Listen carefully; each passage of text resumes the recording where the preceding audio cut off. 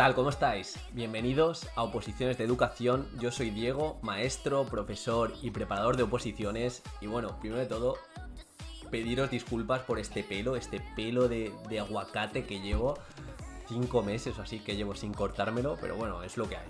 Yo creo que quiero que os quedéis con el contenido en sí, no con mi cara ni con mi imagen. Pero al margen de esto, deciros, en primer lugar, pediros disculpas porque he intentado hacer esto de forma en directo, vaya, y no he podido. No sé qué le ocurre al router, que he hecho varias pruebas, mi hermano se iba a otra habitación, mi hermano se iba incluso a la calle, lo hacía con datos y lo hemos hecho con datos y con wifi y no sé qué ha ocurrido que no lo he podido hacer. Pero todas las preguntas que surjan en relación a esta clase online que voy a dar, las voy a intentar contestar la semana que viene. Si puedo en directo, perfecto. Si el router, me viene un router de Occidente, vaya, intentaré contestarlo en directo, y si no, grabaré un vídeo y os aseguro que intentaré dar respuesta para que no os quedéis con dudas.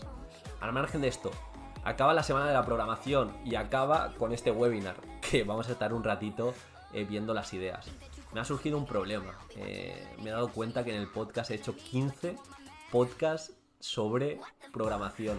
He tocado un montón de puntos: verbalización, documento, atención a la diversidad, evaluación, bueno, un montón, incluso mi experiencia.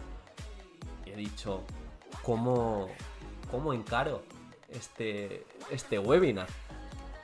Que por cierto no sé muy bien lo que es un webinar, pero bueno, ¿cómo encaro esta clase online? Y he tenido problemas, pero bueno, más o menos he intentado que no sea lo que podéis ver de manera gratuita en otros sitios, para aportar el denominado valor en sentido. Y bueno, espero que os guste. Sin más dilación, vamos a comenzar. La programación didáctica, vais a ver conceptos que ya hemos trabajado, pero ¿qué ocurre? Que conforme lo veáis, haceros la pregunta si de verdad lo aplicáis, o si tenéis algún tipo de duda, ya sabéis, dejadla en los comentarios, suscribiros, porque voy a intentar darle prioridad al tema vídeos, un poco respecto al podcast, o llevar un equilibrio. Y nada, vamos a empezar la programación didáctica, a ver qué es. He empezado, de hecho una compañera me dijo, creo que empiezas muy negativo. Sí, creo que es un poco mi filosofía. Vamos a ver, los errores que han tenido otros opositores no son errores banales que igual me he inventado, son errores que he visto en opositores cercanos a mí y también en compañeros incluso de academia o amigos. Entonces, son experiencias reales. ¿Por qué suspende la gente la programación? Y vamos a evitarlo, esto no quiero que lo hagáis. Primer punto, preparar situaciones no realistas. ¿Qué quiere decir esto? Llega un opositor, presenta la primera parte, ¿vale? Genial, hace una buena contextualización, a nivel teórico se expresa bien, llega a la unidad didáctica y hay un porcentaje bastante amplio de opositores que intenta hacer cosas poco realistas y, por no saber justificarlo o no saber defenderse ante las preguntas del tribunal, se pone nervioso y bien no puede seguir, o bien no lo ven como realista y le baja la nota o suspende. Me explico. Imagínate que haces una actividad complementaria, que tienes que tener en cuenta una serie de factores, como autorizaciones, como aprobarlo en la programación general anual, bueno, todo esto a nivel normativo. Y claro, no lo tienes en cuenta, incluso tienes un niño con algún tipo de disfunción y necesitas algún profesor de soporte, no lo tienes en cuenta y claro. Pero esto, ¿por qué pasa? Porque falta trabajo y falta preguntar al preparador, falta preguntar a los profesores que tengas de referencia. Intentar hacer cosas realistas y, si dudáis, preguntad y preguntad. Segundo punto, esto lo hemos hablado mucho, es uno de los mayores errores. Yo personalmente no lo conozco, intuyo que habrá, pero comprar la programación. Directamente comprar la programación es sinónimo de que no te has esforzado lo suficiente. Si no te has esforzado en una oposición tan subjetiva y tan competitiva, muy complicado que apruebes. Ya, compro la programación para tenerla de base. Ya, pero ya difícil, no estás haciendo un producto único. La cambias todo, la cambias muy bien, pero ya estás mandando mensajes a tu cerebro de que si has comprado la programación, igual a tu preparador le pides casos prácticos hechos, el día del examen no estás fluido, no sabes programar en relación que te pide una unidad didáctica.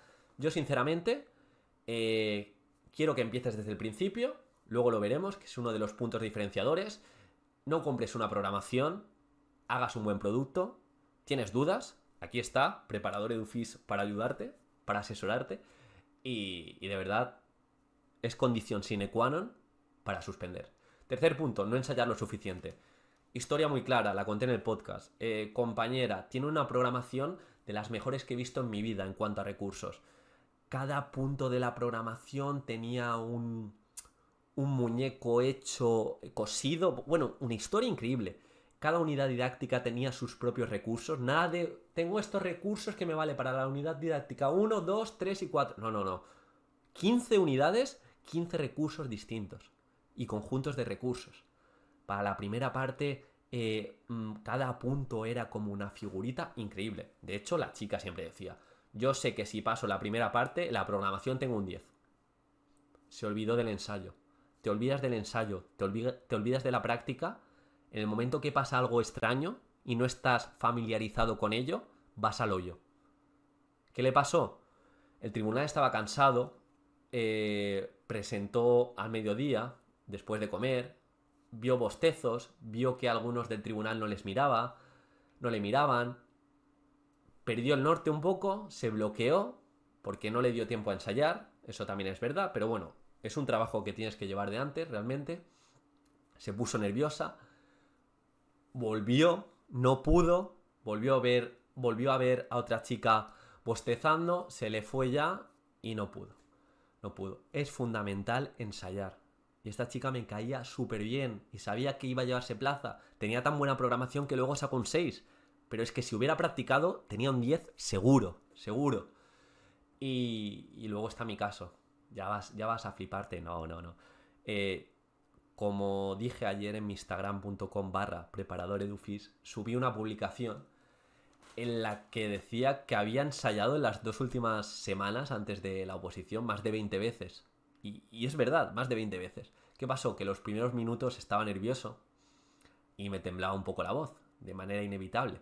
Pero me sabía también el mensaje que quería transmitir, las metodologías, las metáforas, me lo sabía todo tan bien que los 5 primeros minutos me tembló la voz, pero aún así dije todo lo que quise, incluso de la forma que quise, quizá menos creíble, pero a partir del minuto 10 ya era como estar en mi casa. Bueno, pues la vez número 21, bien, 21 veces en 2 semanas. Fundamental, haz un buen producto, ensaya en consonancia. Cuarto punto, cojo una programación que me han dejado, mi amiga sacó la oposición en 1942, llevo tendencias y metodologías del siglo XX, mando directo, dictados, no sé, todo muy... Claro, no puedes llevar en el 2020 metodologías de hace 10 años. Ya no te digo de hace 10 años. El opositor que va a llegar lejos en cuanto a recursos, que luego lo veréis, que os voy a ofrecer distintas innovaciones al respecto, es el que se adapta, el que se forma constantemente, el que le da una vuelta a la gamificación, el que le da una vuelta al hilo conductor, le da una vuelta a cómo puede solucionar el problema de la violencia, de la coeducación. Tiene todo en cuenta, pero en el siglo en el que vivimos, que hay drones. De verdad, no estamos con la tele en blanco y negro aún. Y por último, y el más importante, porque creo que contempla todo el resto, la falta de autoexigencia. Yo estoy seguro que un opositor puede decir, yo ya he ensayado 2 veces la programación, estoy capacitado. Y seguramente algunos estarán capacitados. Y yo, de hecho, en la universidad no ensayaba casi nada. He hecho 2 carreras y generalmente se me solía dar mal al principio, luego bien, pero no ensayaba. ¿A mí qué me cuentas? Bueno, autoexigencia. Es fundamental. Si eres la persona que más se exige, te da igual lo que te digan los demás. Tienes que ensayar, tienes que practicar, tienes que mejorar desde que comienzas a hacer la programación. Estos puntos, conviértelos a positivo y empieza a hacer un buen material. Pasamos. Tengo aquí el teclado, no tengo aquí nada raro, no tengo un colacao. Vale. 5 resistencias a la hora de hacer la programación. 5 problemas que encontramos, 5 creencias. La primera, no haber trabajado. Es que como no he trabajado, no sé programar, lo hilo con la segunda. Soy interina siempre que he ido a un colegio, soy interino siempre que he ido a un instituto, me lo han dado todo hecho y yo realmente no he programado. Mentira, porque sueles programar a nivel semanal, pero bueno. no te centres en lo que no sabes hacer. Si no tienes el punto de partida, céntrate en lo que puedes hacer. Aquí os pongo un ejemplo. Una opositora opositó conmigo en el mismo año. Desde el primer día de academia estuvo diciendo: yo es que no he trabajado, y claro, como no he trabajado no tengo recursos, no tengo metodologías, no voy a poder hacer un buen papel, es que claro, no sé, el chico de adelante sí que dice ejemplos, pero es que él ha trabajado, lleva ya 6 años. Mismo discurso en septiembre que empezamos hasta junio. ¿Qué pasó en junio? Que pasó de ir a opositar a decir que iba a aprobar, separado, a aprobar. Claro, se limitó tanto durante tantísimo tiempo que ella pensaba que no podía programar o no podía hacer buenos productos porque no había trabajado. Pero había hecho prácticas, había trabajado de monitora, bueno, un sinfín. Yo tampoco había trabajado. Y al final, puedes buscar problemas o soluciones. Me moví, hablé con mi tutora de prácticas, hablé con mi tutor de prácticas de la universidad que también era profesor. Bueno, hay opciones. Y no haber programado o no saber programar en primera instancia no ha de ser un hándicap, sino un punto de partida para decir: tengo tanto que mejorar que he de empezar ya. Y por otro lado llega el opositor de no sé exponer. No sé exponer, me da miedo hablar en público. Pues como a todo el mundo en algún momento nos ha dado miedo hablar en público. A mí me pasa, de hecho, en la actualidad, y a mucha gente, porque es algo, y mira, algo que podéis contemplar en la programación, que no se suele trabajar en el colegio ni en el instituto como se debería. Pero bueno, no es excusa, porque se puede entrenar. Si me dijeras: mira, es que Jesucristo te ha hecho así y te ha dicho que no puedes avanzar más, que te ha dicho: a ti no se te da bien hablar en público, tú no tienes creatividad y tú no tienes confianza, así te quedas. Tienes un nivel 2 en cada uno, el máximo es 100 y te quedas así. Pero es que no funciona así. Es que igual a ti te cuesta más, tienes un nivel 4, pero tienes la capacidad de llegar, quizás no a un 100, porque es cierta genética y cierta predisposición, pero sí a un 90, sí a un 80. Pero has de querer, has de vencer ese miedo y ver que no pasa nada. Intenta exponerte de manera gradual. Empieza con gente que tengas confianza, luego con gente que tengas menos confianza, padre, madre, pareja, amigo, compañero, academia, desconocido. Una buena progresión. No te hablo de exponer, a algunos les puedes exponer, pero a otros contarles un poco tu vida. Es querer, es querer. Y cuando el porqué es tan grande, como he dicho antes, cuando el porqué es dar clase, y verás que la primera te sale peor, la segunda un poco mejor, y así sucesivamente. Cuando has hecho la 10ª, dices: pues bien, una más. Y a mí me pasaba, el primer podcast lo he escuchado antes, que lo estaba subiendo a YouTube, y digo: ¿pero qué me ha pasado? ¿Dónde está la energía? ¿Dónde están las ganas de vivir? Porque piensas que cuando eres serio no tienes que poner emoción o no tienes que... Bueno, ya te digo, ensaya, porque exponiéndote y ensayando, aunque no quieras, es que aunque no seas consciente del cambio, vas a mejorar. Y el tema de la confianza y la creatividad, lo mismo. Esto es cuando entras en la rueda de hacer propuestas, de exponerte, de participar, de hacer cosas distintas, de formarte, es cuando la confianza aumenta, la exposición al público aumenta y la creatividad aumenta. La creatividad es otra cosa que se puede mejorar, pero se mejora desde la formación permanente y desde la actuación permanente. Yo no conozco a nadie que no soy creativo. Claro, no eres creativo porque sigues diciendo lo mismo y haciendo lo mismo durante 10 años. Si vives la misma vida durante 10 años y te limitas de la misma manera, es muy difícil que seas creativo. Pero tú ponte, imagínate hacer un podcast, 2 o 3 a la semana, las ideas vienen solas. O ponte a hacer un supuesto práctico semanal, donde cada semana buscas un montón de metodologías. A la 10ª semana me quieres decir que no tienes creatividad, que no te salen propuestas y actividades por todos sitios. Es aplicable en todo. No sé si os gusta que ponga tantos ejemplos míos, pero ¿de quién si no? Y esto es lo que ocurre. Ahora, si tuviera algún niño en mi clase, le diría: vale, lee tú, la garganta ya pica. Es que ¿sabéis lo que me ha pasado? He probado primero en directo. He estado hablando un montón. Luego he grabado esto y me ha grabado mal la pantalla. Más de 1 hora al garete. Y ahora tengo la garganta, llevo todo el día hablando. Aparte que hoy he grabado 2 podcasts. he hecho una entrevista para un amigo. Bueno. Esta frase, importante. La mayoría de las personas gastan más tiempo y energía en hablar de los problemas que en afrontarlos. Totalmente. Es lo que os he comentado. Si algo he aprendido en los últimos años, y esto creo que no es desarrollo personal, simplemente en decir que quieres ir hacia adelante o quedarte en la misma pantalla todo el rato. No gastes tiempo en quejarte. Es que se me da mal, a mí se me da mal. Es que lo tienes que reducir. Si hay personas, y te lo aseguro que hay personas, somos tantos miles de millones que... ¿Miles de millones? Sí, miles de millones. En el mundo, que en tu contexto hay otra persona que ha mejorado tu posición de partida y hay otra persona incluso que trabajando, se te da mal exponer, se te da mal escribir, ha logrado la plaza. Incluso con menos méritos que tú. Entonces, gasta tiempo y energía en aquello en lo que puedes mejorar y en lo que puedes hacer para mejorar ese punto de partida. Porque si de verdad tú piensas que es tu punto de partida, estás siendo egoísta también y mal docente. Porque si tú no puedes mejorar, porque un niño puede mejorar con la evaluación. Evaluar es mejorar. ¿Qué me quieres decir? ¿Que el niño puede mejorar y tú no? Tú verás.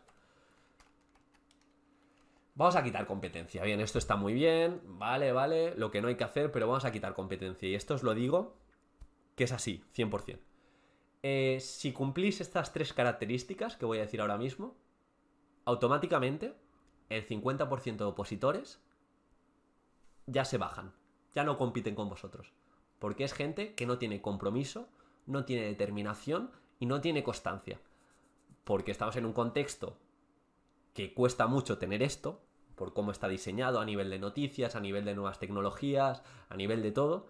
Entonces, si tienes estas 3 características y las mantienes en el tiempo, ya digamos que no estás compitiendo. Imagínate que compites contra 4.000 personas, estás compitiendo con 2.000. Y creo que mola más ese aspecto. Primer punto, me refiero a la programación. Comienza desde la primera semana a hacer la programación. Y si ahora tienes un año vista, comienza ya a hacerla. ¿Qué pasa? Que aunque tengas muchos problemas al principio, te estás posicionando en ventaja respecto a la persona que va a empezar en año de oposiciones o respecto a la persona que va a empezar cuando queden 3 meses. Porque si cada semana haces algo de la programación, cuando queden 3 meses, vas a saber un montón de metodologías. La vas a tener prácticamente hecha y vas a tener tiempo de ensayar y de practicar como debe. Vas a tener un bagaje que la persona que quiera introducirse y meterse en la constancia de mejorar va a ir por detrás tuya. Pero poquísimos opositores conozco que desde la primera semana, desde el primer mes de oposiciones, empiece a hacer la programación. Manténlo en el tiempo y aunque tú no quieras, vas a mejorar. Es obvio que te vas a rodear de un contexto que te ayude a hacer la programación. Si tienes dudas, me tienes a mí, pero comienza. Segundo punto, explica continuamente las nuevas cosas que aprendas. En el ebook que lancé gratuito de 12 o 13 hojas, uno de los puntos, de los errores que más veían los opositores, es que no explicaban las cosas, no intentaban simplificar ideas. Y es fundamental porque tú en tu día a día te va a tocar enseñar a los niños, que es explicar conceptos que ellos no entienden. En la exposición te va a tocar explicar temas, recursos, supuestos prácticos, la exposición. Si tú coges una constancia de todos los días, todas las semanas, explicar cosas que vayas aprendiendo, incluso de la oposición, incluso de otros ámbitos, te aseguro que cada vez vas a enseñar mejor, vas a transmitir mejor tu mensaje.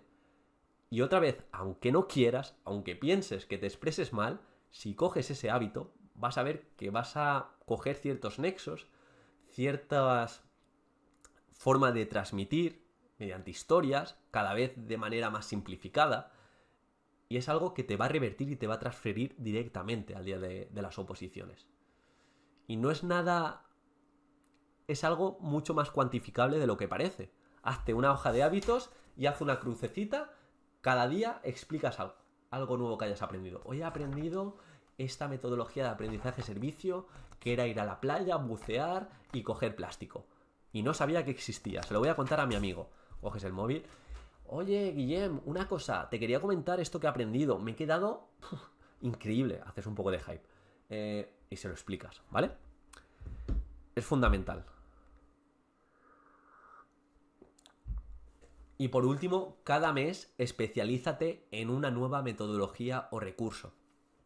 Si tú te formas, tú intentas mejorar cada mes en algo que puedas aplicar en la intervención didáctica, vas a tener tal bagaje y tal formación para defender todo lo que te pregunte el tribunal o para defender el supuesto que te salga o la programación si te plantea un problema, increíble.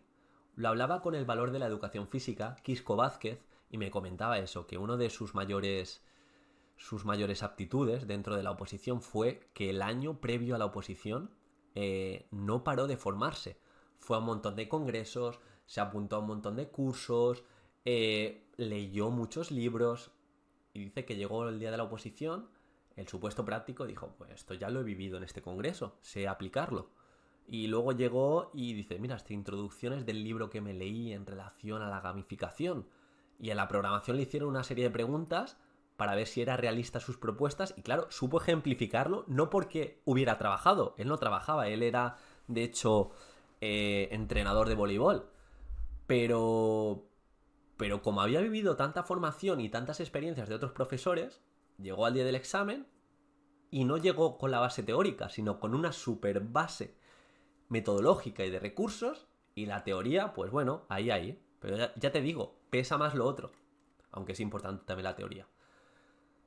Vuelvo a insistir, si estas tres características las alargamos en el tiempo, 50% de opositores se caen. El documento. Tenemos un podcast dedicado a ello, tampoco me voy a extender en este punto, pero personalízalo. Si te tengo que dar un consejo, personalízalo. Que no sea un copiar y pegar la legislación. De hecho, en estos puntos, los principales errores del documento de la programación cuando se hace es no entender la ley, simplemente copiar y pegar. Copio la ley esta, el Real Decreto, el decreto, no sé lo que hay dentro. No sé interpretar, no sé que en el Real Decreto se habla de metodología, no sé que en el decreto que mi asignatura también habla de metodología, incluso cómo aplicar las competencias. No lo sé porque no lo he leído. O lo he leído en modo automático. Entiende la ley. Hazle digerible el documento, que no sea como el BOE, todo letra, todo letra, todo letra. Utiliza tablas, utiliza infografías, utiliza imágenes. En definitiva, hazle la vida sencilla. O si tú fueras tribunal, a ti te gustaría ver... Mira, aquí tengo apuntes. ¿Te gustaría ver esto todo el rato? Es decir, solo letras. ¿Cómo diferenciarías un opositor 1 respecto al opositor 27? El documento también es un filtro. Hemos de cumplir con lo que se nos pide, pero más allá de ello, hemos de entenderlo, hacérselo digerible, y la presentación cuenta. Una persona detallista cuida la presentación y sabe interpretar la ley. Y otro error es no relacionarlo con tu propuesta. Es decir, tú tienes una propuesta didáctica porque has hecho las distintas unidades y la primera parte es como una piedra y la segunda parte empieza la marcha. No. La primera parte es teoría, pero es teoría mezclada con la propuesta práctica en sí. ¿Bien?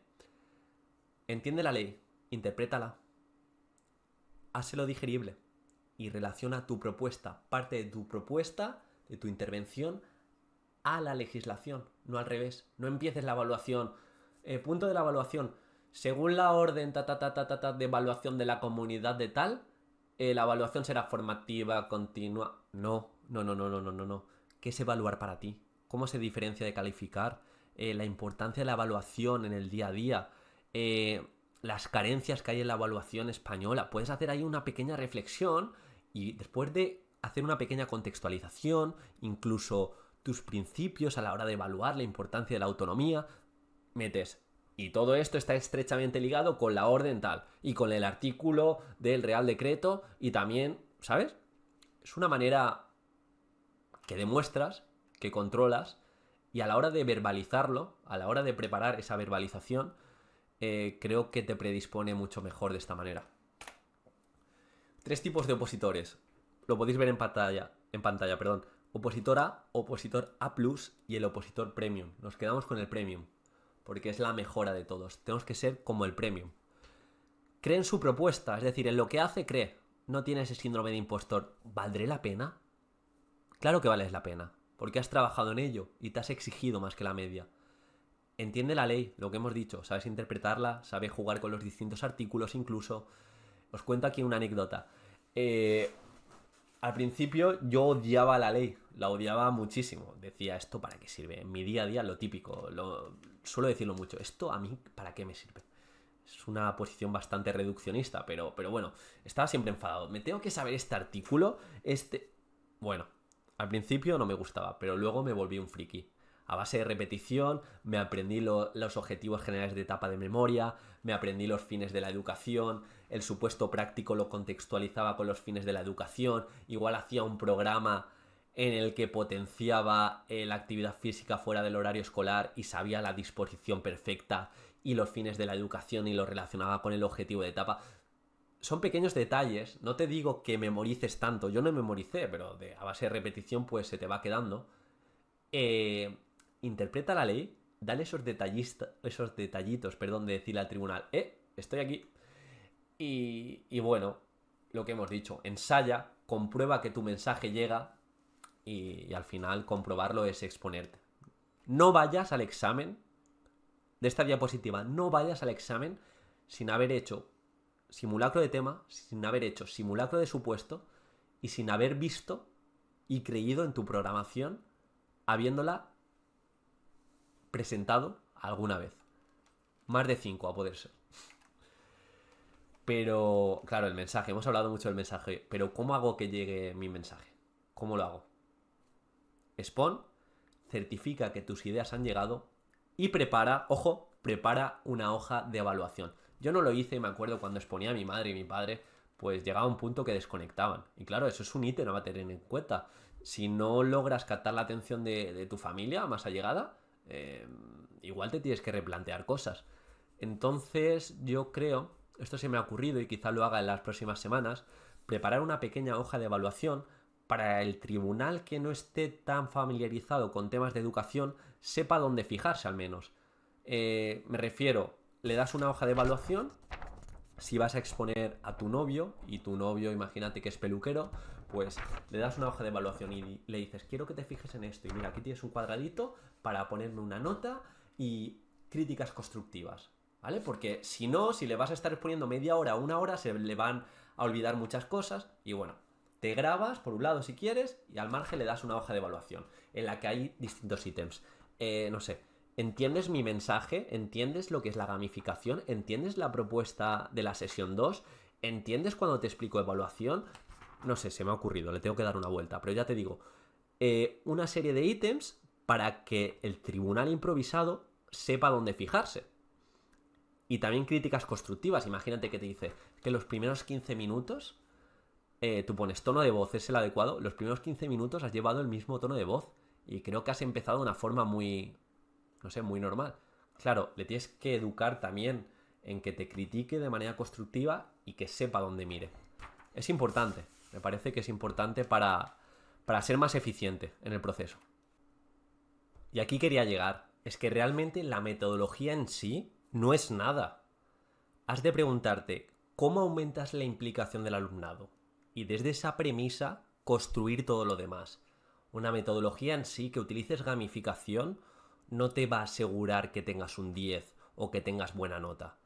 Lo que sí que te lo va a asegurar es que lo justifiques a nivel curricular y a nivel de aula, que las metodologías que utilices aumentan la implicación, aumentan la emoción del alumnado y por ende aumenta el aprendizaje significativo. Vale, eso está genial, pero tú, ¿cómo lo harías? Ponme ejemplos concretos, Diego, ¿cómo lo puedo justificar o en qué me tengo que guiar? Bien, muy sencillo, yo creo que en primera instancia hemos de pensar en nuestros profesores, pero no en todos, sino en los profesores que han dejado huella. De hecho, preparando las diapositivas, antes me he acordado de mi profesor Don Ángel, de mi maestro. Y me he acordado de él, no porque me he acordado de un contenido, obviamente, sino me he acordado de él porque me acuerdo que en quinto de primaria éramos un bloque, éramos un grupo tan fuerte a nivel de hacerlo todos juntos. Me acuerdo que pasamos una situación delicada en relación a que Don Ángel, su mujer, faltó. Y siendo de quinto de primaria, le apoyamos en todo momento. Me acuerdo que hacíamos exámenes muy largos y dices, ¿exámenes muy largos? Sí, pero los recuerdo como divertidos, los recuerdo que no íbamos al patio a la misma hora que todos, pero aún así cuando salíamos éramos una piña. También me acuerdo de excursiones que hicimos al jardín botánico, me acuerdo de un montón de cosas. Y entonces, lo que os pido es que os acordéis de ese Don Ángel, de ese maestro que lo ha cambiado todo, e intentéis extrapolar esas características, esa descripción, esa forma de dar clase, a vuestra manera de ejercer, a vuestra actuación docente. Porque te aseguro que solo cuando les gustas a los niños, solo cuando tienes ese nexo con el alumnado, es cuando de verdad aprenden y se involucran. El segundo punto, en relación a mejorar nuestra capacidad verbal y a mejorar nuestras metodologías, es el tema de los comunicadores. Estoy seguro que tienes algunos referentes a la hora de dar ponencias que puedes tener como, digamos, en un altar. El otro día lo hablaba con una opositora que le gustaba mucho Víctor Coopers y le decía, mira, ponte una ponencia de Víctor Coopers, que es este hombre que aboga mucho por la motivación, por la actitud, lo que es la vida, vaya. Y le dije, no te fijes en el contenido, es decir, no te fijes en su discurso, en lo que dice, sino en cómo lo dice. ¿Qué elementos ves que capten tu atención? ¿Qué elementos ves que te hacen empatizar con él? Incluso imaginarte las historias que cuentan. Apúntalo en un papel y sobre eso vamos a tener lo vas a tener cuantificado para poder avanzar. Y creo que es fundamental. Esto lo hablaba con Zaida, que es una psicóloga que tuvimos en el canal del podcast, y me lo comentaba. Intenta esos referentes a nivel de ponencias, a nivel de profesores, extraer lo que le hace diferente e intentar meterlo en tu software de docente. Y nos vamos más allá. Piensa cuando hiciste las prácticas. Cuando hiciste la...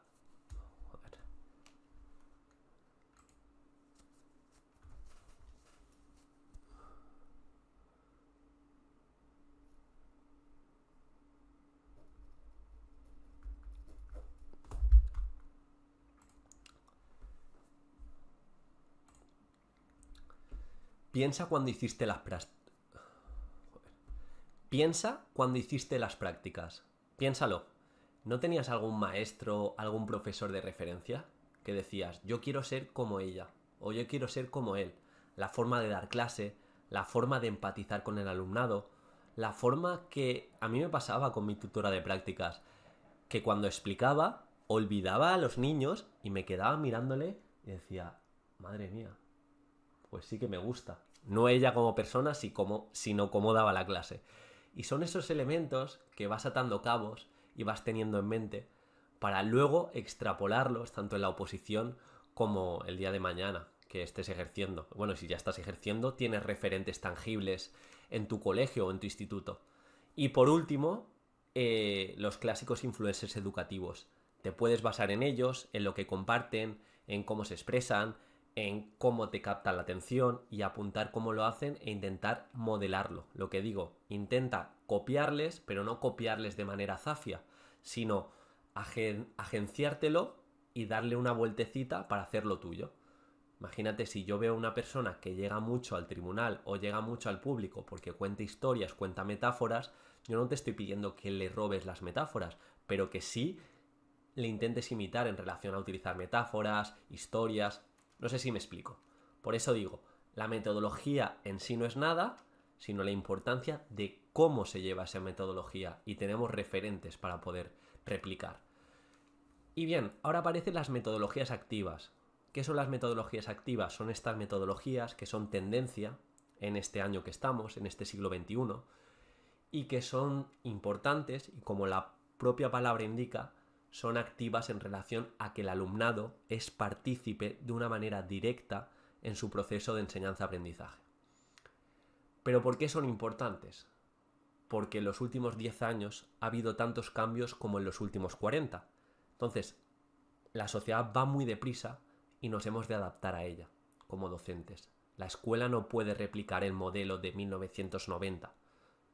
2020 nos adaptamos a ellos, atendemos a los distintos problemas a resolver y sobre ello sustentamos la importancia de las metodologías activas.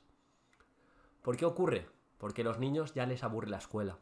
A muchos de ellos y ellas no les motiva. Tú preguntas a un niño, ¿cuál es tu mejor día? Y te puede decir, o el de educación física, el día que toca educación física, o el viernes, porque se acaba la escuela. A la mayoría no les gusta la escuela y así es muy difícil implicarles. No tienen atención, pero eso nos pasa a todos. Por las nuevas tecnologías lo que nos ocurre es que es muy complicado tener la atención, pero ya no solo de los niños y del alumnado, sino de todos en general. Por tanto, hemos de basarnos en estas metodologías para captar su atención y para que ellos construyan su aprendizaje. Lo que he comentado, lo del tema del cambio, la falta de motivación, cada vez tienen el umbral de estímulos más alto, están acostumbrados a videojuegos con unas narrativas, unas mecánicas increíbles, al Instagram, a YouTube, que lo tienen todo a golpe de clic. Claro, les cuesta mucho replicar esa mecánica instantánea a la vida real. Y por ello hemos de conocer estas metodologías. Y por último, para abordar los problemas de la sociedad, tema de coeducación, tema de gestión emocional, tema de violencia, todo esto lo podemos tratar con las metodologías que vamos a presentar ahora. Ahora viene la parte bonita, la parte que puede hacernos distanciarnos en la oposición, el tema de la innovación. Y dentro de la innovación es un bucle. Dentro de la innovación que son estas metodologías, tenéis que ser innovadores para darle una vuelta a la metodología y que de verdad tenga su peso. Y vamos a empezar por la primera, que es la clase invertida. Básicamente se trata en que nosotros mandamos una tarea, en relación que se puede hacer en el ordenador, se puede hacer en la tablet, en el móvil, y los niños la hacen desde casa, generalmente. Por eso se llama clase invertida. El uso básico que se les suele dar es que vean un vídeo y ese vídeo luego lo podemos comentar o sirve de conocimiento previo para hacer en clase y optimizar ese tiempo en clase, pero yo lo que os recomiendo es que lo llevéis un pasito más allá. Y creo que es buen momento para sustentar esta metodología en la madurez digital que ha tenido, porque este coronavirus, si algo ha hecho, es que ha acelerado el proceso de las nuevas tecnologías. Ahora manejamos más aplicaciones. Los niños, niñas, alumnos, alumnas, familiares, todos están más familiarizados, valga la redundancia, con el tema de las nuevas tecnologías. Por tanto, yo creo que es una buena fundamentación de cara al tribunal de decirle, mira, creo que se pueden hacer propuestas más novedosas, se pueden hacer propuestas más potentes, ya que esto ya lleva un rodaje. Yo recomiendo, en este punto de la clase invertida, que os centréis en algo significativo. Por ejemplo, le mandáis un vídeo, a ver, perfecto, con la temática que estéis dando en clase, pero que te tengan que hacer una pequeña pregunta. Que se inventen una pregunta en relación a lo que han visto. O que tengan que responder una pregunta que le haces mediante la aplicación Edpuzzle, que te permite eso. O, no sé, se me ocurre que tú te grabes y le mandes un reto y lo tengan que hacer con sus familiares. No sé. Intenta jugar, intenta implicar a las familias, intenta que el niño no simplemente sea receptor, sino que tenga que hacer algo con el ordenador. O sea, es una aplicación potente en el sentido que el día de mañana seguramente trabaje con nuevas tecnologías. Si les implicamos, no simplemente que sea receptivo, creo que a largo plazo será más potente. El segundo punto es la archiconocida gamificación. Creo que la tenemos en todos los sitios, es tendencia, tú hablas de gamificación y son likes en las redes sociales, pero no es lo que buscamos. Lo que buscamos es por qué la utilizamos. La utilizamos porque implica al alumnado, la utilizamos porque buscamos un hábito a alcanzar y se basa en replicar la narrativa y la mecánica de los videojuegos en el aula. Muy sencillo. El tema de sistema de puntuación, por niveles, que haya una narrativa, que haya un hilo conductor que motive. Y yo en este punto sí que te recomendaría que hicieras cosas únicas, ¿cómo no?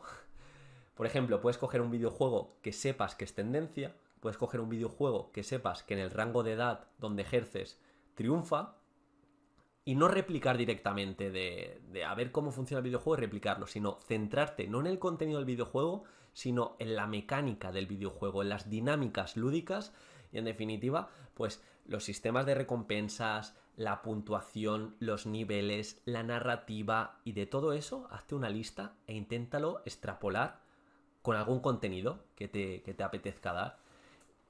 Y ya te digo que aunque el contenido en su esencia no sea muy motivador, si tú creas un contexto, que si de skins de Fortnite, que si de niveles, que si cuando llegues al nivel 3 te puedes cambiar el avatar, triunfas. Y es lo importante. El contenido no es tanto, sino el contexto como veremos después. El tercer punto sería el aprendizaje cooperativo. Y de aquí quiero que extraigáis, esto es muy sencillo, seguro que lo habéis escuchado, es el aprendizaje que busca un objetivo en común.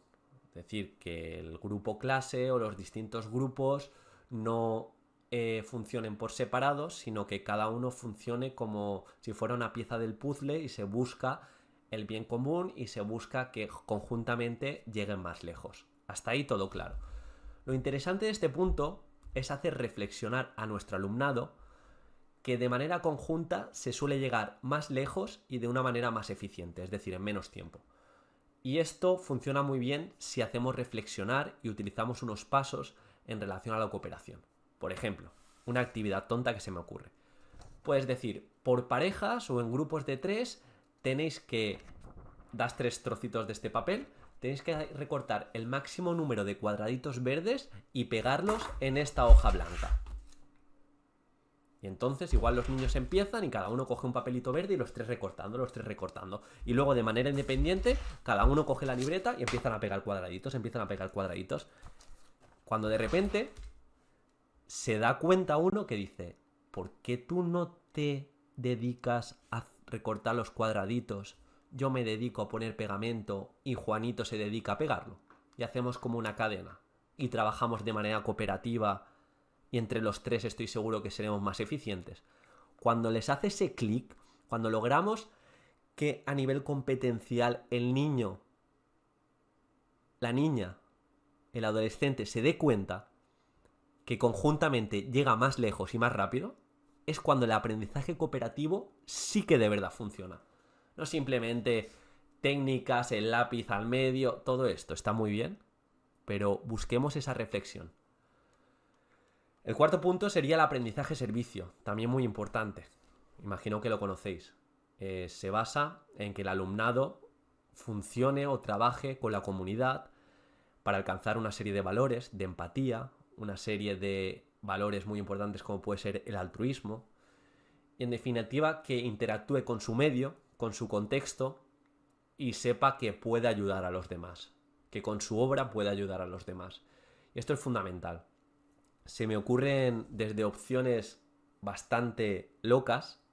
De hecho, una compañera mía para hacer su TFM volvió al instituto y le preguntó a su profesora y justo estaba llevando un aprendizaje servicio que consistía en llevarse la clase a la playa y hacía un sistema de puntuación, hacía grupos y cada grupo tenía que recoger basura.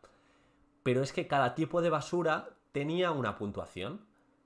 Y la máxima puntuación era como recoger cacas. Y dices, ostras, qué aprendizaje servicio, ¿no? Más característico. Y es que no acababa ahí, sino luego con todo lo recogido se hacía un pequeño análisis y se informaba tanto a las familias, que un día eran reunidas para este cometido, como al resto de las clases. Los propios niños y niñas informaban al resto.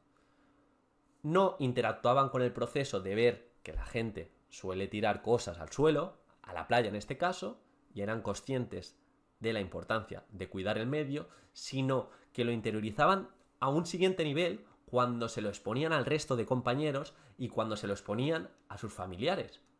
Y estoy seguro que de esta manera vivencial, la próxima vez que vayan con su familia a la playa y vean a alguien tirar algo, le dirán, mira, esto lo he vivido y está muy mal. O le vean al padre que de repente tira una colilla, le diga, mira, eso no lo tires ahí. Y eso es como se lleva la metodología. De una manera realista y por otro lado, de una manera que capta la atención del tribunal, sin duda. Y un aprendizaje-servicio más sencillo sería el clásico que igual en plástica hacen alguna manualidad y lo venden en un mercadillo solidario. Y ese recurso que han hecho, pues lo venden y con el dinero que recaudan hacen un donativo a una ONG. En este punto te recomiendo que seas muy conciso y muy concisa en el sentido de que concretes la ONG. Si puedes conocer alguna cercana al colegio donde lo contextualizas, cercana al instituto, a lo que sea, mejor. Que no quede generalidades. No, haremos un mercadillo solidario. No. Temporaliza dónde harás el mercadillo, cuándo y con ese dinero qué harás. Otra metodología sería las rutinas del pensamiento. En este caso hablaríamos de hacer pensar al alumnado, pero hacer pensar desde una perspectiva no cerrada, de te hago una pregunta, piensa sobre la pregunta, sino algo bastante abierto. Por ejemplo, os cuento mi caso. Yo estuve de tutor de tercero de primaria el año pasado y con mi clase pues estábamos dando algo de ciencias sociales y me acuerdo que en el libro proponía típico ejercicio, haz una redacción sobre lo que quieras trabajar el día de mañana, una redacción muy clásica y dije, mira, vamos a darle una vuelta. Entonces les lancé una propuesta con una serie de ítems, pero muy abierta, en el que los niños y las niñas tenían que montar su propia empresa, es decir, tenían que elegir un trabajo en el que no tenían jefe. Y podían hacer todo tipo de sinergias con otros compañeros. Esto no lo dije de manera muy explícita, pero luego se dio a cabo. ¿Qué ocurrió? Pues que de repente un niño que se le daba muy bien dibujar se asoció con una niña que quería hacer libros, quería una editorial, entonces montaron como un cuento que comenzó a la semana y luego me lo dieron a mí. Luego otra niña que quería ser veterinaria y el niño médico quería montar una clínica para animales y para personas. Bueno, salieron ahí unas cosas tan locas que dices, ¿por qué no? O sea, mira, algo tan abierto, algo que da rienda suelta a la imaginación, cómo fomenta de verdad la creatividad, incluso las competencias a nivel de aprender a aprender, social y cívica, de sentido de iniciativa y espíritu emprendedor, y muy abierto. ¿A quién se le ocurre decir, no puedes trabajar para otro? Tú puedes crear tu propio trabajo. Y sin entrar en temas de política, ni de emprendimiento, ni de liberalismo, nada, creatividad pura y dura.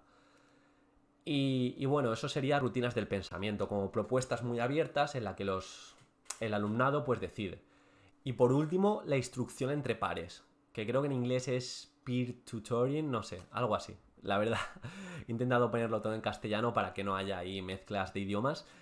Y se trata simplemente en trabajar en pareja, ¿vale? Yo lo utilizo bastante en los agrupamientos, creo que se funciona muy bien, con un trabajo previo de sociogramas y de ver los distintos contactos y relaciones interpersonales entre los niños, y creo que funciona muy bien, sobre todo para el tema de la evaluación, que se coevalúen, incluso se autoevalúen, que le ayude el uno al otro a decir, te tienes que fijar en esto, yo te voy a ayudar, también quiero que me ayudes. El tema de la evaluación es muy importante, de hecho el podcast que he subido hoy va referido solo a evaluación y os lo recomiendo, y creo que es una metodología para llevar a cabo, ya te digo, trabajo en parejas y creo que puede funcionar muy bien. Son pequeñas metodologías realmente, pero es que el nombre no dice nada. Quiero que sepáis que lo importante es cómo lo apliquéis.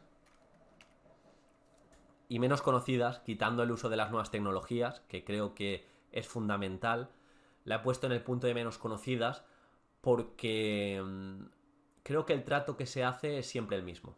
Aplicaciones, vídeos, está muy bien y si se le da significado es muy potente, incluso simplemente grabar un vídeo para evaluar, grabar un vídeo para darse cuenta, incluso hacer autoevaluaciones, grabar un vídeo y trabajar la edición de vídeo en trabajo interdisciplinar con la faceta de informática y que eso transfiere mucho para el día de mañana, incluso puedes encontrar futuros editores.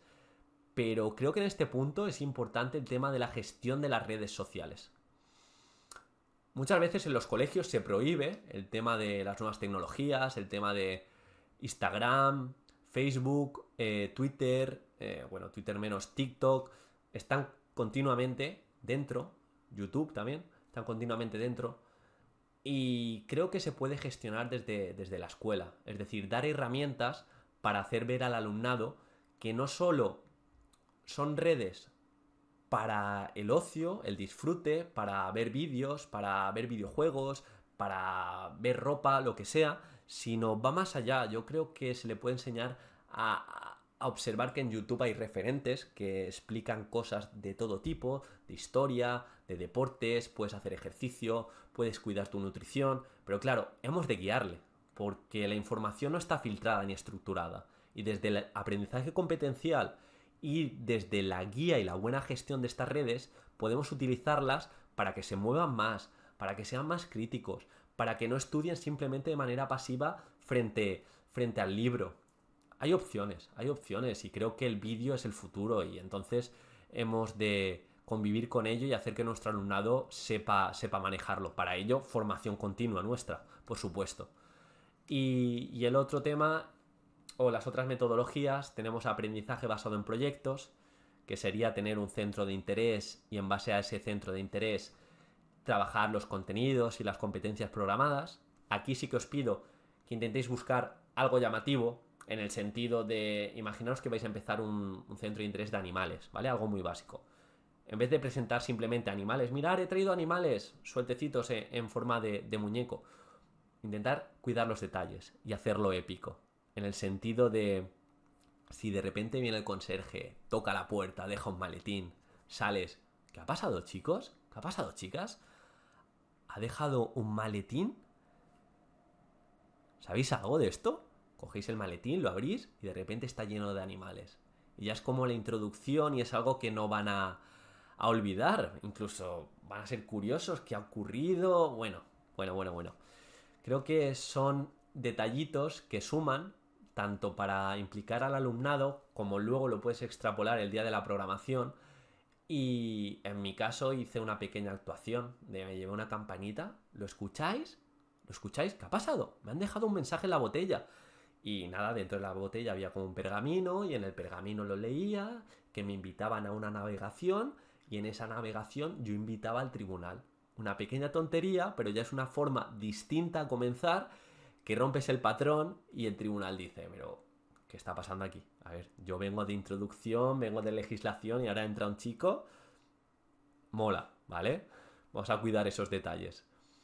Luego el aprendizaje basado en problemas, partir de un problema que sea bastante abierto y esas lluvias de ideas para que también gestionar el tema de la confianza en nuestro alumnado. Y por último, la transformación del ambiente. Como decimos, el contexto es muy importante y podemos hacer esos juegos. Por ejemplo, en educación física el tema de los ambientes de aprendizaje se lleva mucho. Decir pocas directrices, que entre el alumnado y vea cómo está dispuesto los distintos recursos y se amolde a ellos. Y ahí se ve mucha creatividad. Pero no solo eso, en el aula también se puede llevar. De repente entran los niños y observan que la clase están todas las mesas y sillas quitadas. Y dices, ¿qué ha pasado? O están en un rincón. Y hoy vamos a dar la clase sentados. Y cada 20 minutos nos levantaremos y cambiaremos de situación. Pues esos cambios, que están avalados por la neurociencia, hacen que el niño recuerde más, que ese contexto lo asocia. ¿Te acuerdas cuando dimos las patas de gallo? Que estábamos, ¿sabes? Lo podemos asociar en ese sentido. Transformación del ambiente se basa en eso, en cambiar el contexto que nuestro cerebro siempre estructura de la misma manera, de repente entrar, romper el patrón del niño, del alumno, de decir, ¿qué ha pasado aquí? ¿Y las sillas? ¿Y las mesas? ¿Ahora porque estamos de espaldas? ¿Ahora porque la profe va disfrazada? Cositas de esas que rompen el patrón y son interesantes. Y en secundaria se puede llevar. Y en formación profesional se puede llevar. Ya os digo, yo fui a una formación hace no mucho que era de neurociencia. Y claro, para ver la neurociencia, pues se tiene que aplicar. Y la media de edad, pues sería de 30 años, 32, 34. Y el ponente se disfrazaba y nos hacía juegos en referencia a utilizar actuaciones, no sé, nos hacía cosas que dices, esto es de primaria solo. No, es de secundaria y tú no lo olvidas. De hecho, tenemos de referente a Lucía Quintero, que hace gamificaciones para formación profesional.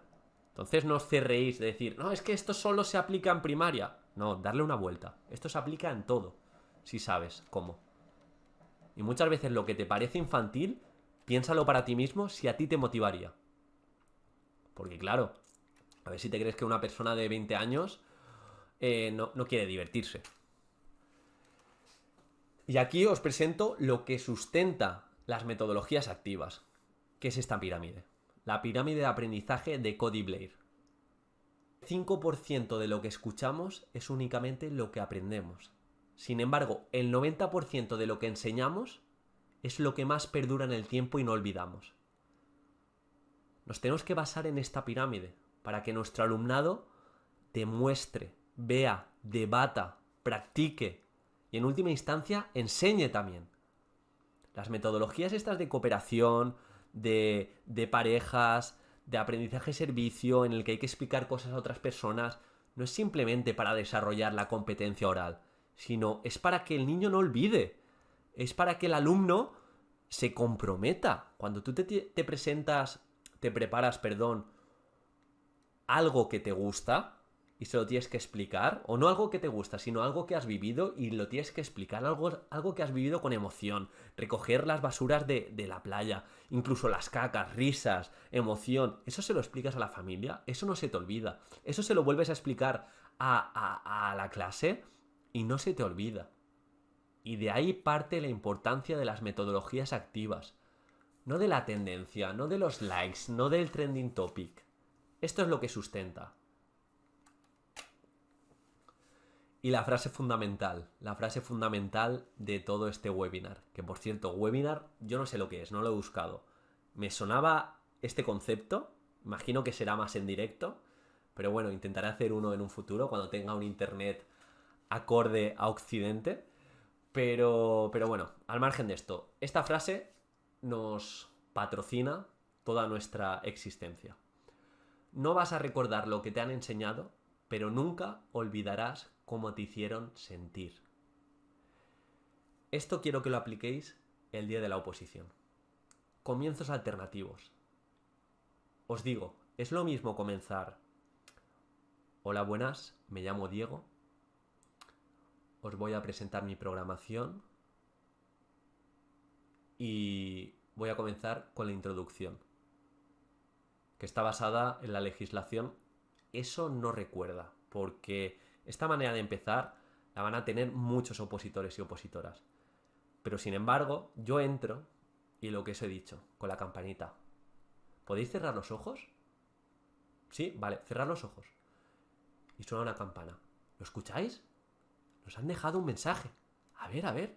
Y esa pequeña actuación que dice, no, es que en secundaria, igual en secundaria, si el hilo conductor casa, lo puedes hacer. Otro comienzo así distinto me lo contaba mi compañera que sacó plaza en audición y lenguaje, que nada más entrar le dijo al tribunal, ¿podéis cerrar los ojos? Y les contó una pequeña historia. Les contó una pequeña historia con voz agradable, no como la mía, y les hizo ver que eran los padres de un niño que tenía trastorno del espectro autista, que la sociedad le ponía muchos límites, y un poco les hizo ver un punto de partida desolador. Pero desde ese punto de partida, donde alegaba mucho a las emociones, a través de su programación, le abría los ojos al tribunal y finalmente mostraba que tenía muchas oportunidades este niño, que no era como hace 20 años, que se veía así la sociedad respecto al autismo, y que con todas las adaptaciones, con las formas de tratar a este niño, pues finalmente sí que se conseguiría una inclusión real. Fijaros qué distinto es empezar directamente con la introducción de soy tal, menganito, a contar una historia. Y podéis contar una historia siempre, se puede entrenar. A la primera vez igual te sale poco creíble, pero si crees en lo que estás vendiendo, de verdad, es que no eres un vendedor de cosméticos ni un vendedor de enciclopedias. Eres un vendedor que enseña. Otro punto importante es vender experiencias. Imagínate que tienes que presentar las competencias o la importancia de la evaluación. Si cuentas una pequeña experiencia que tuviste con un niño y te diste cuenta que a raíz de ahí era muy importante la autoevaluación, porque cuando hiciste esta actividad, el niño, lo que se te ocurra, pero una experiencia que hayas vivido para sustentar un ejercicio que expliques, una metodología que expliques, que no sea todo el rato teoría y supuesto, sino intercálalo. Tema de metáforas que hemos hablado durante todo el webinar, la importancia de contar historias. El cerebro no entiende de datos, el cerebro no entiende de contenidos inconexos. El cerebro está diseñado así desde hace miles de años, entiende de metáforas, de historias, se engancha a la historia. Queremos esas historias, ¿por qué triunfan tanto? Aunque nos pese, o a algunos nos guste, os guste, tema de Gran Hermano, el tema de las islas estas, ¿por qué triunfan? Porque hay historias detrás y la gente empatiza. Pues tenemos que buscar esa forma de empatizar, esa forma de crear la historia. Y es fundamental, es fundamental. Ya os digo, intenté también en la primera parte de mi programación hacer una metáfora y los distintos puntos era como una historia de la navegación en la que el barco era la metodología, las competencias, los distintos niños que eran pequeños piratas y era el saber hacer dentro del propio barco, el catalejo eran los objetivos donde había que fijarse para llegar a nuestro... ¿Sabes? Todo eso es muy importante y se hace más ameno. Imaginaros un tribunal que está muchas horas frente a los mismos contenidos, frente a las mismas historias, pero no historias de estas que os he contado, sino historias de LOE barra modificada al 11, Real Decreto, la orden de evaluación, el criterio de evaluación 4, estándar 3.2. Claro, llega un opositor y una opositora que cuida los detalles y aparte de la legislación que tiene que decir, te engatusa y te embelesa con pasión y habiendo vivido, y si no lo ha vivido, contar experiencias que tuvo de prácticas o lo que sea, pues cambia el juego. Y en este punto lo hilo con el tema de cuidar los detalles. Fundamental. Al ser una posición tan subjetiva, el que cuida el comienzo, el que cuida la introducción, el que cuida el final, el que cuida los anexos, el que cuida la intraoposición, ves el tribunal por el pasillo, no estés nervioso, sonríele, son personas, pregúntales qué tal, sin hacer la pelota, de manera natural, que te nazca. Quien cuida incluso la ropa, que luego lo veréis lo importante que es la ropa, pues al final todo suma. Me estoy enrollando un poco, ¿eh? Bien, ahora, consejos para la exposición, pero son consejos que creo que no se ven en todos los sitios. De hecho, es de un curso que hice de neurociencia, que os he comentado, y os lo vengo a traer. Vamos a empezar por el final. Piensa en el tribunal. ¿Qué se va a llevar el tribunal? No seas egoísta, no tengas ese ego de decir, es que me pongo nervioso, va a ver cómo me trabo, se va a fijar en que tengo un agujero en el pantalón. Intenta no llevarlo, pero no. Ten humildad de decir, ¿qué mensaje, qué ideas se va a llevar? ¿Qué recursos se va a llevar para que él pueda aplicar? Mis metodologías que son mías, que les he dado una vuelta y son recursos míos, ¿las va a poder aplicar? Yo creo que sí, porque las he trabajado bastante. Sé altruista en ese sentido. Dale tu mejor versión.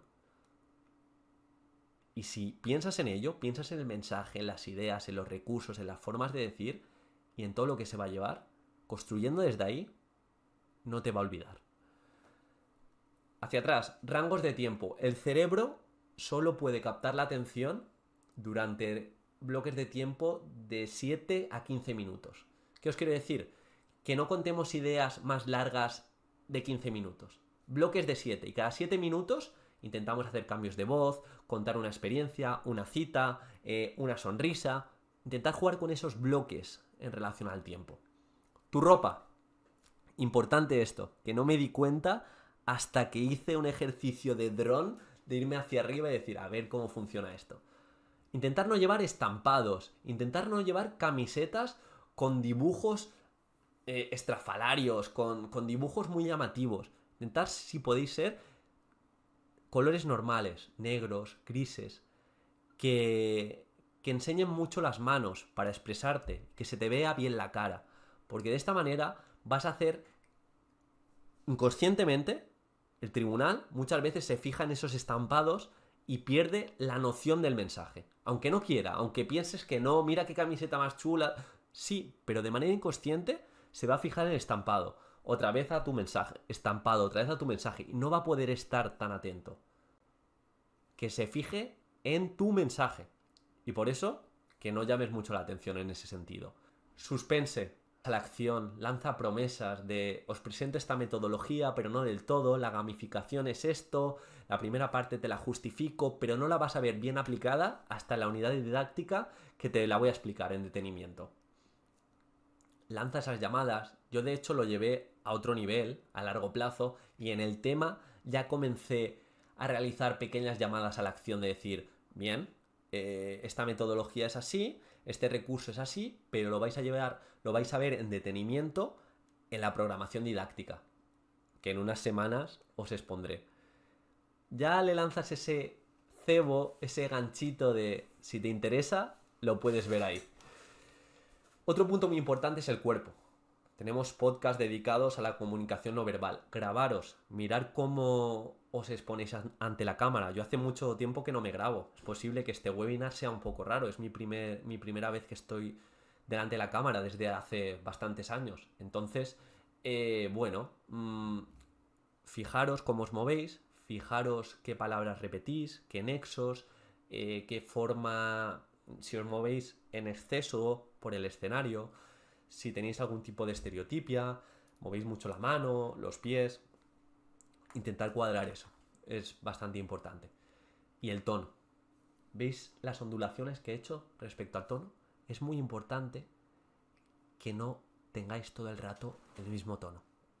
Yo si hago una exposición de 30 minutos todo el rato así, pero no en bajito, sino muy neutro y sin ganas. Ahora os voy a presentar la contextualización, luego la metodología, así como un tono decayente. Intentar hacer inflexiones de voz.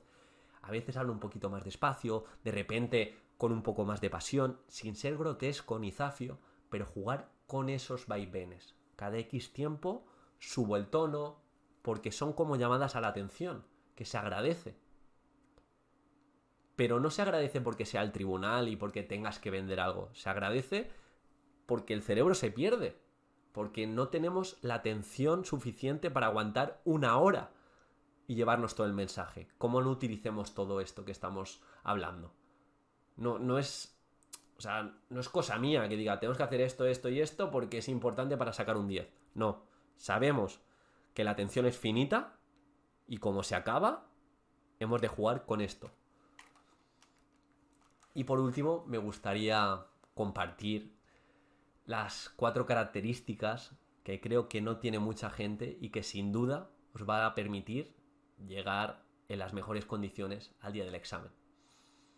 Recordar es fácil para el que tiene memoria. Olvidarse es difícil para quien tiene corazón. Compromiso.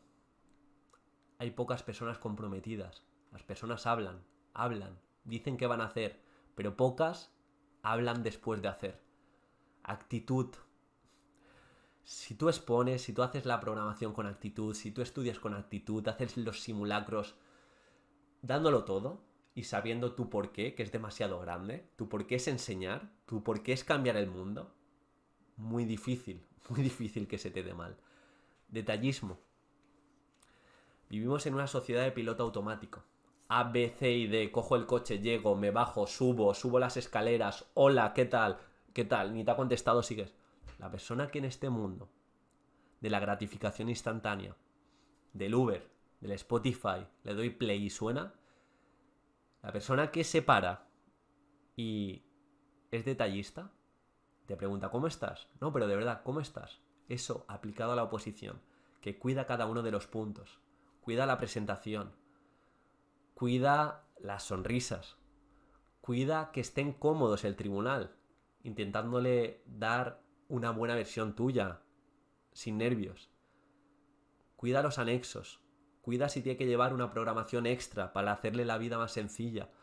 Cuida la presentación del documento, para que rápidamente pueda acceder a lo que propones, esa persona, ese opositor, es el que deja huella. Y es lo que buscamos. Y por último, el mensaje.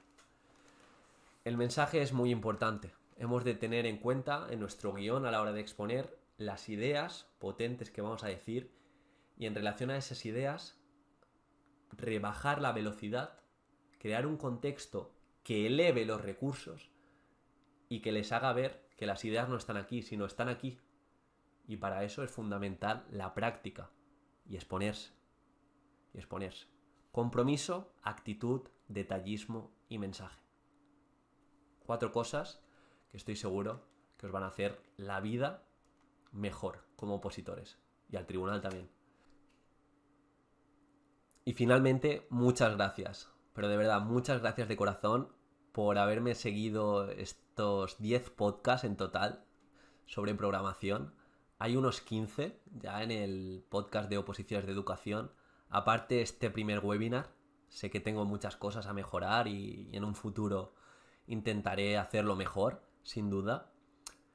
Y ahora, si me permitís, aparte de daros las gracias, quiero ofreceros el curso de programación, la asesoría de programación. Si tenéis cualquier tipo de duda, necesitáis una ayuda extra que no pueda resolver de forma tan general como son estos aportes, os podéis poner en contacto conmigo a través del correo y lo hablamos. A mí me gustaría ayudar a la gente que pueda. No voy a poder igual ayudar a todo el mundo, porque al final me gusta hacer bien las cosas, pero sí que la gente que necesite esa ayuda, el tema de la programación, el tema de enfocarlo, venderlo, incluso un servicio he puesto para hacer de tribunal y ver cómo os expresáis, cómo vendéis las ideas y en relación a esto ayudaros. Creo que es un servicio que yo no tuve en su momento porque al ser una academia tan generalista o un preparador que lleva mucha gente es complicado. Entonces, la semana de la programación yo quiero que acabe así. Me gustaría que la gente que tenga dudas al respecto se ponga en contacto conmigo y desde luego va a tener prioridad la gente que me ha acompañado, ya la gente que ya preparo, que no es mucha, pero bueno, mi grupito ese tiene prioridad y sobre todo la gente que me ha acompañado esta semana de la programación. De verdad, espero que os haya aportado, espero mejorar en un futuro. Como dije cuando empecé a hacer entrevistas, que mejoraría y creo que he mejorado. Quiero mejorar con esto también. Y nada, de corazón, muchas gracias. Y estoy seguro que en una semana o así hago algo similar, intentando contestar así dudas más generalistas. Un saludo y de verdad que vaya muy bien.